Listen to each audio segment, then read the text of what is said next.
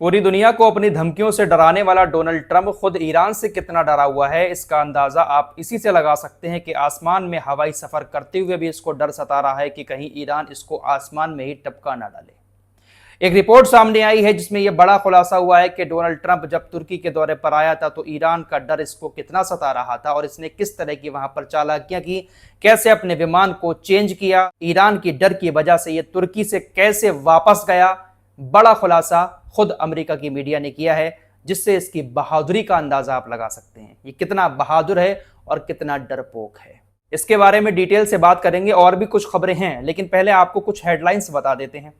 Saudi अरब और हुतीज के बीच तनाव लगातार बढ़ता जा रहा है। खबर आ रही है कि बाबल मंडब में हुतीज ने सऊदी अरब के कॉमर्शियल जहाज पर हमला किया है, जिसमें 3 लोगों की मौत हो गई है। हुतीज के हमले में सऊदी अरब के जहाज पर जो 3 क्रू मेंबर मारे गए हैं उसमें 2 पाकिस्तान के क्रू मेंबर थे और 1 इंडोनेशिया का था।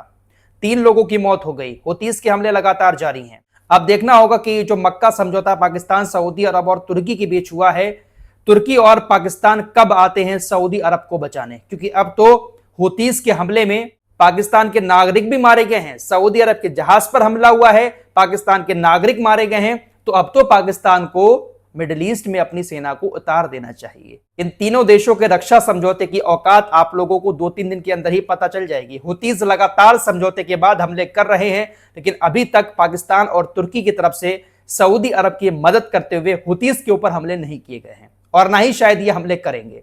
आज तो खुद पाकिस्तान के नागरिक मारे गए हैं, सऊदी अरब के जहाज पर हमला हुआ है, लेकिन पाकिस्तान की सेना अभी भी मैदान में नहीं उतरी है।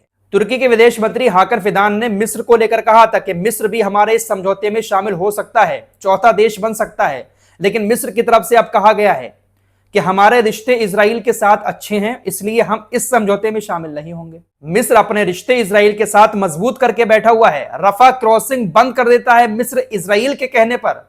जिस रफा क्रॉसिंग से गाजा के अंदर ट्रक जाते हैं खाना लेकर, उस रफा क्रॉसिंग को मिस्र बंद कर देता है। इससे आप अंदाजा लगा सकते हैं कि मिस्र और इजराइल के रिश्ते कितने अच्छे हैं। इन्हीं रिश्तों की वजह से मिस्र सऊदी अरब, पाकिस्तान और तुर्की के समझौते में शामिल नहीं होगा। खबर सीरिया से आ रही है। सीरिया के पूर्व राष्ट्रपति बशर अल असद को सीरिया के अंदर फांसी की सजा सुना दी गई है। पूर्व राष्ट्रपति बशर अल असद इस वक्त रशिया के अंदर मौजूद है।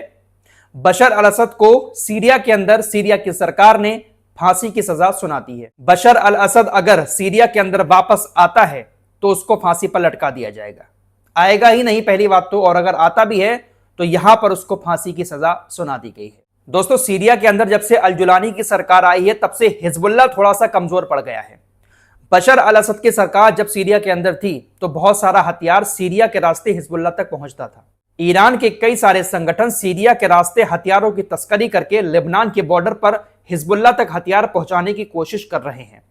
एक बड़ी खबर आ रही है, सीरिया की सरकार की आर्मी ने एक बड़े हथियार का जखीरा सीरिया के अंदर एक ऐसी जगह पर पकड़ा है जो बिल्कुल लेबनान के करीब थी। उस इलाके में मौजूद ईरान के कुछ संगठन हथियारों की तस्करी करके हिजबुल्लाह तक हथियार पहुंचाने की कोशिश कर रहे थे, लेकिन सीरिया के अंदर लेबनान के बॉर्डर के करीब अल जुलानी की सेना ने, यानी सीरिया की सेना ने उनको पकड़ लिया और एक बड़ा हथियारों का जखीरा अपने कब्जे में कर लिया। बशर अल असद की जब सरकार सीरिया के अंदर थी तो उस वक्त आराम से सीरिया के रास्तों का इस्तेमाल करके ईरान के संगठन ईरान के हथियारों को हिजबुल्लाह तक पहुंचाते थे, लेकिन अब रास्ता अल जुलानी ने बंद कर दिया है और यही सबसे बड़ी अमेरिका और इजराइल की जीत है, क्योंकि हिजबुल्लाह ने भी बहुत सारे हमले इजराइल के ऊपर किए हैं और हिजबुल्लाह अभी भी हमले कर रहा है। हिजबुल्लाह जिन हथियारों का इस्तेमाल करता है वो ज्यादातर ईरान के हथियार होते हैं, लेकिन रास्ता बंद होने की वजह से हथियारों की कमी कहीं ना कहीं हिजबुल्लाह के पास देखी जा रही है। ईरान के हथियारों की बात चली है तो ईरान की मिसाइलों का भी जिक्र यहां पर ना हो ऐसा हो नहीं सकता। ईरान की मिसाइलों के चर्चे आप लोग पहले ही सुन चुके हैं।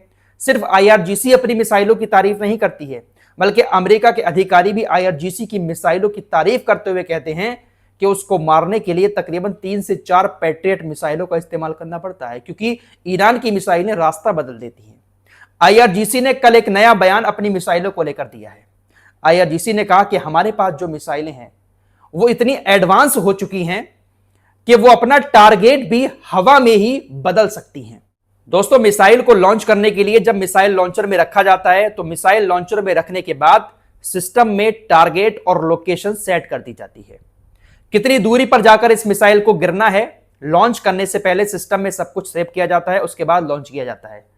जितनी किलोमीटर की दूरी सिस्टम में सेट की जाती है, जो टारगेट सेट किया जाता है, मिसाइल लॉन्च होने के बाद वहीं पर जाकर गिरती है, अगर उसको बीच में रोका ना जाए। लेकिन ईरान का कहना है कि हमारे पास ऐसी मिसाइलें हैं कि हमने सिस्टम में जो लोकेशन, जो टारगेट सेट कर दिया है, उस टारगेट को सेट करके हमने जब अपनी मिसाइल छोड़ भी दी है, हम चाहते हैं कि उस टारगेट पर ना जाकर हमारी मिसाइल किसी दूसरे टारगेट पर जाकर गिरे, तो हमारी मिसाइल हवा में ही अपने टारगेट को भी बदल सकती है। मिसाल के तौर पर ईरान ने अपनी मिसाइल सऊदी अरब के ऊपर छोड़ी, अभी ईरान की मिसाइल हवा में ही उड़ रही है। ईरान को अपना टारगेट बदलना है। ईरान अगर चाहे तो सऊदी अरब की जगह इस मिसाइल को हवा में ही टारगेट बदलकर कतर के अंदर भी गिरा सकता है। इस तरह की एडवांस मिसाइलें ईरान के पास मौजूद हैं। इन्हीं एडवांस मिसाइलों का डर डोनाल्ड ट्रंप को लगातार सता रहा है। आइए अब उस रिपोर्ट की बात कर लेते हैं जिसका जिक्र मैंने वीडियो की शुरुआत में किया। दरअसल आपको मालूम है कि पिछले महीने जुलाई की शुरुआत में डोनाल्ड ट्रंप तुर्की के दौरे पर गया था। नाटो का एक सम्मेलन वहां पर होना था। तुर्की नाटो का मेंबर है, इसलिए डोनाल्ड ट्रंप तुर्की के दौरे पर गया।